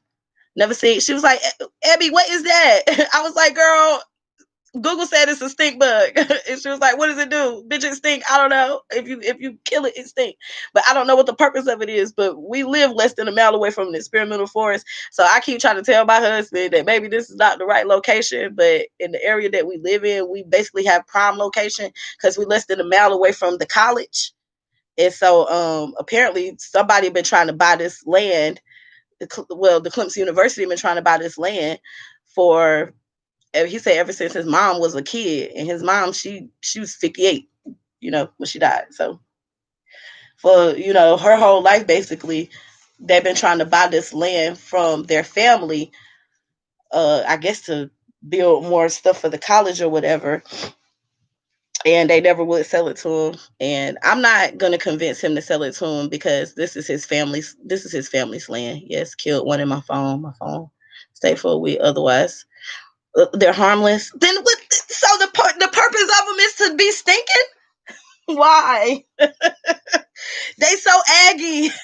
like my nieces say, they so aggy. And they be on everything, especially outside. They be on everything. Like in my garden. Oh my God. And I don't like to use like pesticides and stuff like that. I'm try to be a very clean. But it's got to be no. Look. I understand, but it's got to be a reason. It's always a reason for something. And we're gonna hear one of them quiet commercials in about 10 years. Did you have a stink bug in your house? Did you kill it? Class action lawsuit. Did y'all see where Amazon got a class action lawsuit? Y'all listen. Y'all need to keep up with the class action lawsuits because let me tell you what, I be getting checks in the mail all the time for nothing. Now, with certain class action lawsuits, you don't have to have proof of purchase. They'll let you claim up to whatever if you don't have proof of purchase. But Amazon is being sued because of their price gouging and how the prices, like, you know how you will, for instance, me and my sister was looking at some sex toys last night. She wanted to get this thing that looked like a little rose. I don't know what it is, but we looking at it. So she found it on Amazon. When she found the listing, it said it was $29 and it was eligible for prime shipping, right? But when she clicked on it, it was $50 and it didn't have prime shipping. She had to pay $6.99. Now I ordered some mesmerized body wash and deodorant for my father-in-law because we couldn't, he didn't know who my mother-in-law's Avon lady was, and I don't know nobody who sell Avon. I only know people who sell Rodan and Fields and the other stuff. And so I was like, oh, well, let me go to Amazon. Well, I went to Avon.com, but you can't order the body wash from Avon.com. So I went to Amazon. So on Amazon, it was listed for $12.99. Well, and free 2-day prime shipping. Well, when I put it in my cart, it was $17.99 and it was $6.99 shipping, and they sent it through USPS. So I was trying to figure out, well, why the hell am I paying for Amazon Prime? It said it was Prime eligible. I didn't get it for 2 weeks, and I still paid shipping and handling. So y'all watch out for that. It's a couple of websites that you can go to. But even for my car, like no sooner than I bought my car, which was January of last year. So I done had this car for like a year. I got a thing in the mail saying that the air conditioning ducts inside of the Mercedes-Benz GLKs, they grow mold, and when you cut the air on, it smells like mildew. Now, I can remember the first time my grandma rode in the car with me and she cut it on, she was like, oh my God, this stinks. And she had COPD. Like, she had to roll the windows down. And so I didn't think nothing else about it. But they didn't, when I bought my car, they didn't tell me that it was any, class action lawsuits or anything going on. Well, I found out that it was pending. So if a class action lawsuit is pending, they don't have to notify you unless you know. And all of the research, like, I'm a research type of person, so all of the research I did, I never came across anybody saying that this car had any of those problems. So this is that I used that one thing to tell my husband I didn't want my car no more. Right? He was like, nope, shouldn't have got it. Nope, shouldn't have got it. But it does stink. So they had a thing where if you got it fixed, they would pay for the dealership fixing it, and then you would also get $900. So I got it fixed for free, and I got a $900 check just for having the type of car that I have. And I wasn't even the original. I didn't found no complaint. I just got the notification in the mail, and so hell, I called the number like, yeah, I just bought one of these. What's good? Like, what's going on with it? So I got my car fixed for free, and I got a $900 check just for owning a Mercedes Benz, that model. And it had to be after 2010, and my model is after 2010. So y'all better get on this guy. I got like a $300 check for my microwave shattering. I have a GE microwave. Like right now, I'm waiting on a check from LG because we had an LG refrigerator for like 2 years, and our ice maker never worked. Like, we always had to get it fixed. We'll come to find out it was something wrong with it, and so we got reimbursed for our entire refrigerator, plus all of the money that we had to put into the repair. So we came out on the better side, and we just kind of found a refrigerator on Facebook. It was like, fuck it, because I was just tired of dealing with it. And speaking of class action lawsuits, let's see what they got going on. I get all kind of alerts, and I just got it was like an $87 check for some sort of laptop battery or something. But I have a lot of stuff. Okay, so like right now they got, what is Nan bread? Okay, anyway, well, like Roundup, the Roundup grass killer and stuff. I used to use it because I have a garden. Well, you can claim up to a $53 award with no proof of purchase. If you have receipts or if you have bank statements, then you can get all your money back. All your money back plus an extra $53. Okay. And see, they still doing the LG refrigerator cooling defect. Now that award is up to 5,000. Listen, our refrigerator was like 2 bands, and they paid us for the refrigerator, and then we had to pay for the ice thing and the cooling element like 2 times. So they reimbursed us for all of that. So we got almost like a $3,000 check just for buying that janky ass refrigerator. But I love that refrigerator. Like, okay, Coach, they have a class action lawsuit right now for their outlet discount pricing. You can get $40 without proof of purchase. All you do is fill out a claim form. You know, um, Honda, the 5-speed transmission. Oh no. And then the Sirius lifetime subscription. I need to do that one because they've been serious bamboozling me. See, this is why you don't buy cars from a car dealership. Okay. Well, you should. I bought my car from the Audi dealership. Well, it came with Sirius XM. I didn't realize that it wasn't free, right? So what they did was, because I put my car on a card, right? They took that information and gave it to Sirius XM, and I'm going through the bank statements and I realized that I'm being charged $30 a month for this radio that I don't even listen to, because I listen to Apple Music. I have an iPhone. I pay $10 a month. I listen to Apple Music. So I called Sirius XM irate. I'm like, I never told y'all that y'all could charge my card for this. I just thought it came with the car. But if you don't give them payment information yourself, then you would think that they would just cancel the subscription. No, honey, the car dealership gave them my payment information. So now I'm suing the car dealership because it's serious. It's been nice meeting and chatting you this morning while doing my chores. I need to go do some chores. It's therapeutic. Oh, thank you. I got therapy tomorrow, so I'm just pre-gaming it. I have therapy on Wednesdays and Fridays now. Well, I do regular therapy on Wednesday, and then on Fridays I started doing grief counseling.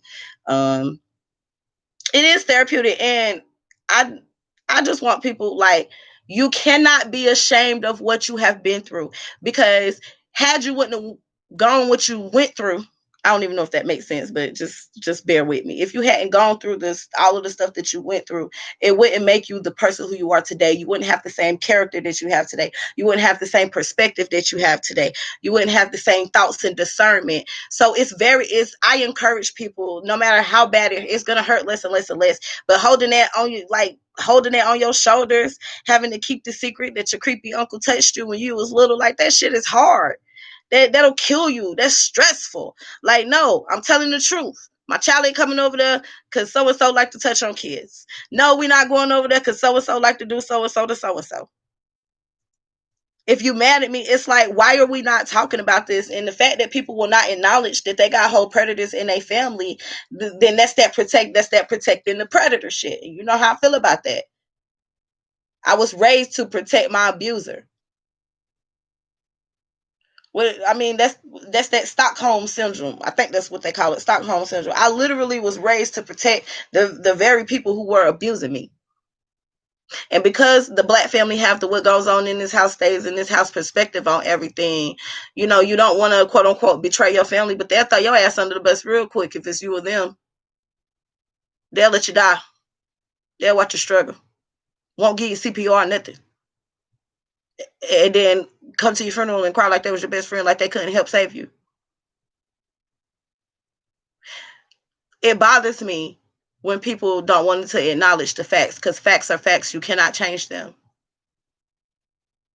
What you gonna do? Tell somebody that their abuse wasn't real? They're getting smacked with a steel toe boot that wasn't real? That's normal? Getting your towel taken from you in the bathroom and getting whooped while you wet? That's normal? That's not normal.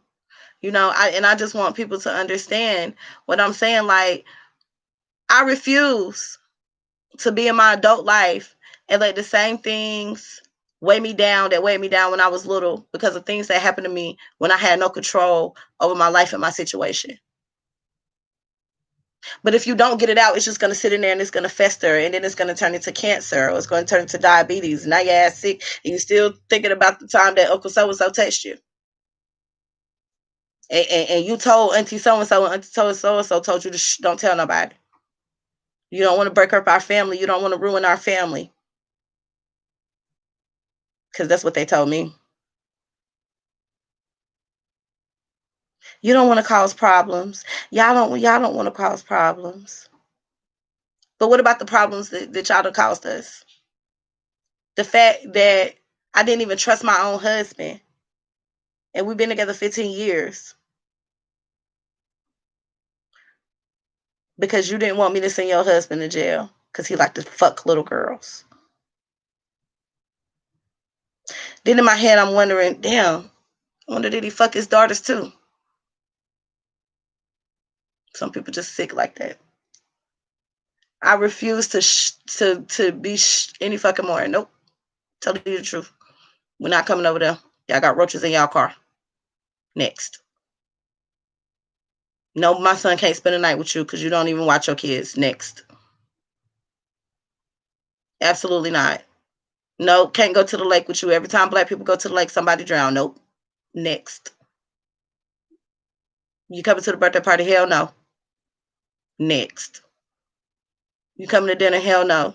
You want me to sit at the table with the very person who told me they was gonna kill me and try to get my child removed from my house? It was unsuccessful than a motherfucker. And mad because I beat them at their own game. Did I tell y'all about this?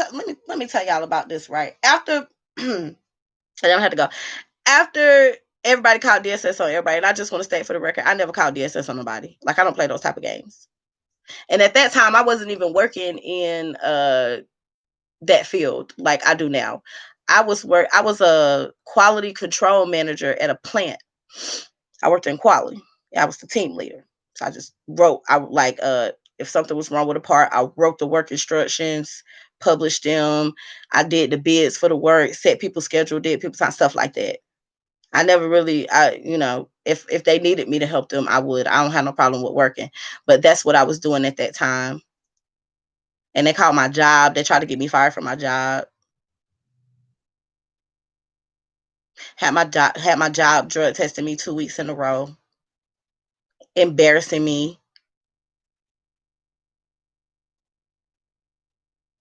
dragging me on social media, lying on me. These mugs was on social media telling people that I was a drug trafficker, that I traffic drugs for a living. Her daddy used to be a drug dealer. My daddy is your uncle with your stupid ass. What are you talking about? What does that have to do with me? I've never trafficked a drug today. I don't even know how to listen. Look, you don't want me to help you traffic drugs? I'm not going to tell the police to come on, but no, listen, I can't. I'm the type of person I can't even really lie good. I can deviate, but I can't lie good because I'm just that's just how. Like, I really listened to my grandma. Like, I think I was the only one of the kids who really listened to my grandma and some of the stuff that she taught us. I don't lie.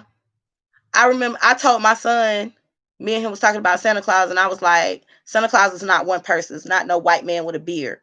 You know, Santa is whoever buys you a gift. That's Santa. It's not just one specific person. Like, dead serious. My son looked at me and was like, Mom, you lying. And I'm like, no, baby. Anybody who buy you a gift is Santa. Just like I was telling him the Easter Bunny ain't real, right? And then his daddy, wanted to low-key be a comedian, say that the Easter Bunny eat eggs and poop out jelly beans. So now he at the school telling the kids that the Easter Bunny ain't real and that the Easter Bunny eat eggs and poop out jelly beans.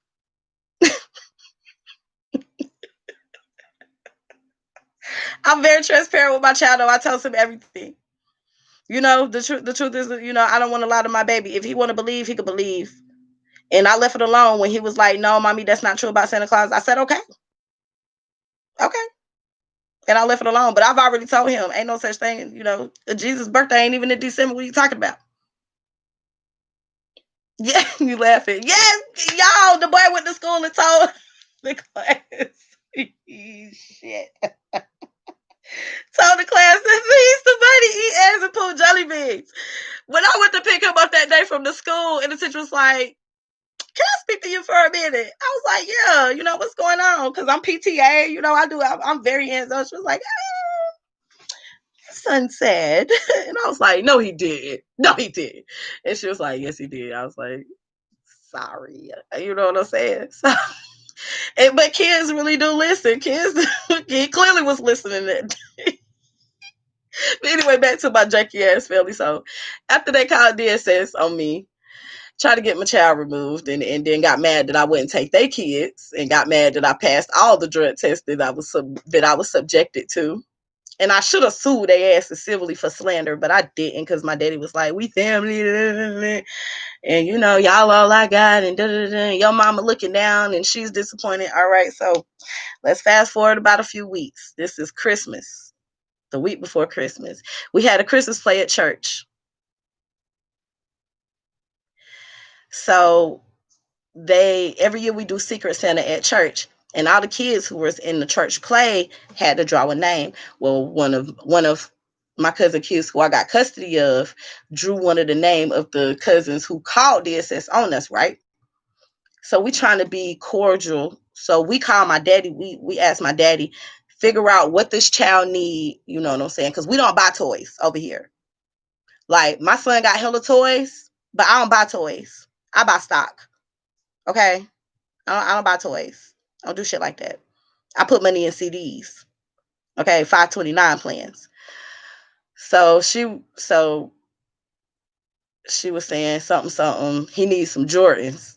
So I'm laughing because I'm like, bitch, this is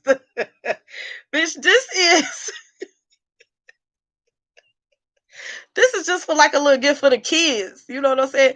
This bitch really asked for Jordans. So immediately I'm on the phone like, I ain't buying that bitch kids no Jordans. Da-da-da-da-da. So then clearly he had me on speakerphone because she starts talking shit. So my daddy goes, well, I'll just buy the stuff and I'll bring it to you to wrap it. And then you can take it to the church. I'm like, I ain't taking me. You bring me them Jordans. I'm taking them bitches back. I'm taking them back. I'm getting the money. I don't care. So we get to church on Sunday, and the play is happening. The play happened. We did really good at first. Like, the Christmas play happened, and then we go downstairs to the fellowship hall, and all hell break loose, y'all. Now, the church is my family church, so basically it's just our whole family who go to the church, and they're just a few people from the little surrounding community, like older people. My cousin baby daddy, who they originally called the police on, the DSS on, had his cousin Jeffrey with him. Cousin Jeffrey from New York, he don't give no fucks. He don't got a filter. So he in the church cussing. And we telling him, stop. Well, my other cousin took that as an excuse to throw the first blow. So she hits him. My girl cousin hits boy cousin Jeffrey. What? Starts to fight. So we in there fighting. It's chaos, pandemonium, and we in a small church, in the fellowship hall at the bottom. So I look up, and like, when you fighting, your adrenaline rushing, but everything was just going in slow motion, but my heart was beating so fast. I look up, I see my auntie, my daddy's sister, with a whole knife. She trying to cut cousin Jeffrey. Excuse me. She cut cousin Jeffrey. He put his hands up. She cut him from here to here, and then it went down this arm because he was like this. So when he did like this, it cut him straight down like that. Then it's just all out brawl. We rolling around, knocking tables over, then the fight goes outside, because as the fight is happening, we knock a pipe loose and water starts shooting out into the fellowship hall.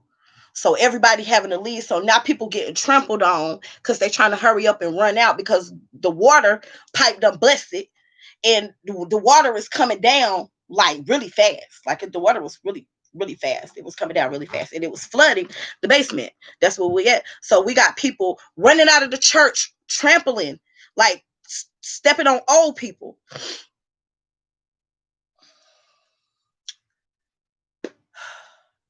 All I know is when the police got there, we got detained. We got detained. Okay, we didn't get arrested. We got detained. Nobody went to jail that day. We were detained and we were charged with inciting a riot at the church.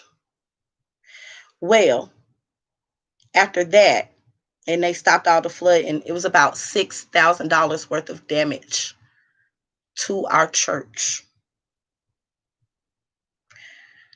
We're banned from going to church. We can no longer be buried in our family plot that's at that church. Just think about this, y'all. We can't even be, I want to be cremated, but we can't even be buried at our home church. Cannot go there. In fact, the preacher quit after that. And we had to go to court or whatever, and the judge made everybody apologize, but them was the driest I'm sorry's ever. Meanwhile, my daddy is hysterical. I can't believe you. Your mom is turning over in her grave. Da, da, da, da. Y'all know y'all wrong. Y'all started. And I'm looking at him, and I'm waiting for the elders of the family to take up for us to say they never threw a punch at nobody. I'm waiting, and I'm waiting, and I'm waiting. I'm still waiting for them to acknowledge the fact that we did not start that fight. But they don't want to acknowledge that. It's our fault.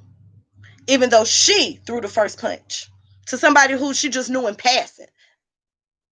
But it's our fault. She's not banned from the church though. But we are.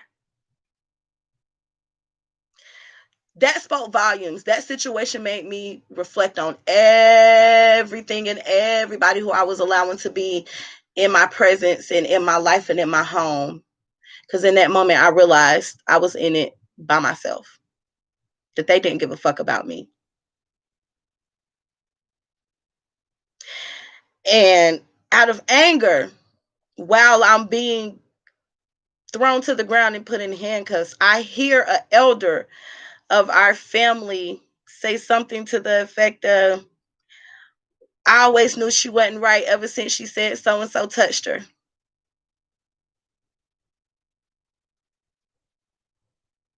You can't trust her.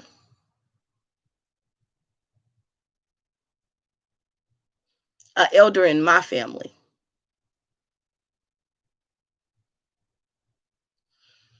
In that moment, I realized that it was every man for themselves, and I realized that I cannot depend on these people. I cannot put my trust in these people. I cannot be out here faking the phone with these people. They really, really do not want to see a motherfucker happy. Now, I bet you if it was a white man who was touching on me, they would have told everybody, but because it was their husband, they had a problem with me.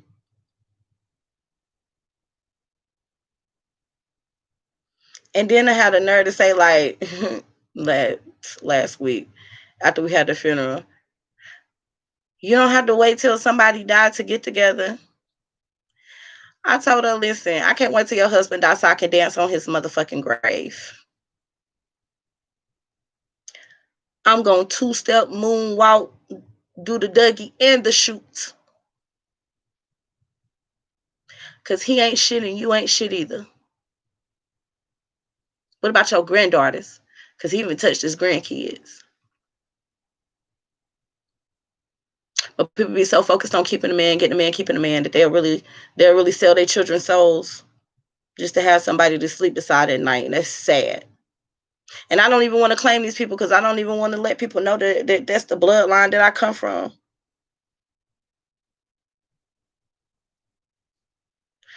I appreciate y'all. I gotta go though. I gotta get everything together for dinner. I love y'all. This was very therapeutic. Don't ever let nobody try to control your adult life. Okay? Be you. It's cheaper to be yourself. It's easier to be yourself. If a motherfucker don't respect you, then they don't deserve your time. They don't deserve your energy. They don't deserve to be in your presence. Stop letting these people be energy vampires and suck all the energy out of you, because that's all they're doing. Because they want to see you miserable. You could be doing good, you just can't be doing better than them. I ain't gonna lie, bitch, eyes is really shut. Let me get it together. I can't see though. Don't let nobody destroy your peace in your adult life. If things happen to you when you was a child, you got to accept it. If you need to write that shit down 100 times, write that shit down if you don't feel comfortable talking about it. But you got to get it off your chest. If not, it's going to kill you. You can't let that mess up your peace. The pain from your past cannot mess up your present day peace at all. Y'all stay dangerous.